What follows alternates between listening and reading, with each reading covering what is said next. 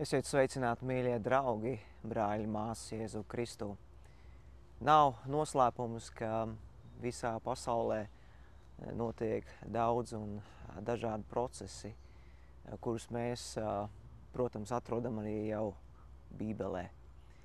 Un varbūt kādam liekas, ka daudz kas notiek mums apkārt, ka tas ir kaut kas nezināms un jauns, bet Bībele mūs jau laicīgi brīdina par kariem, karu daudzināšanu, un zinām arī, ka šajā laikā visā pasaulē dažādās vietās notiek dažādas mums varbūt nesaprotamas, negaidītas lietas, bet neskatoties uz to, ka mēs dzīvojam ļoti mainīgā pasaulē, un jā, Dieva vārds mūs brīdina par kariem, par karu daudzināšanu, un jā, arī par vajāšanām ticības dēļ un dažādām citām lietām, kas ir saistīts ar šo pasauli, bet mēs jau esam laicīgi brīdināti.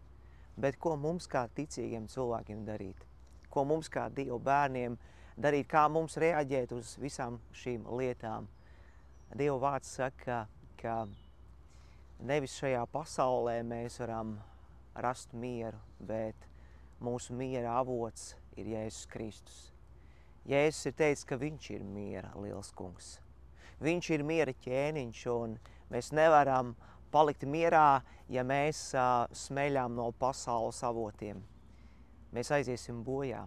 Mēs dzīvosim nemitīgās bailēs, mēs būsim tādā trauksmē, neziņā par lietām, kas notiek pasaulē, bet mums ir jāpaceļ savas galvas, savas acis uz augšu, jo mūsu pestīšana tuvojas.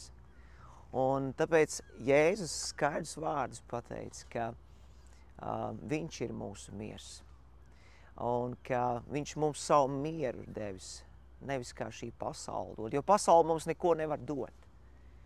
Mēs zinām, ka tās lietas, ko cilvēki mēģina rast, meklēt un izbaudīt šajā pasaulē, tas viss ir ļoti īslaicīgi, tas nav ilgtermiņā. Bet mēs zinām, ka tas miers, kas nāk no Dieva, tas ir paliekošs. Tas ir paliekoši, un tas ir tas miers, kas mums ir vajadzīgs šodien.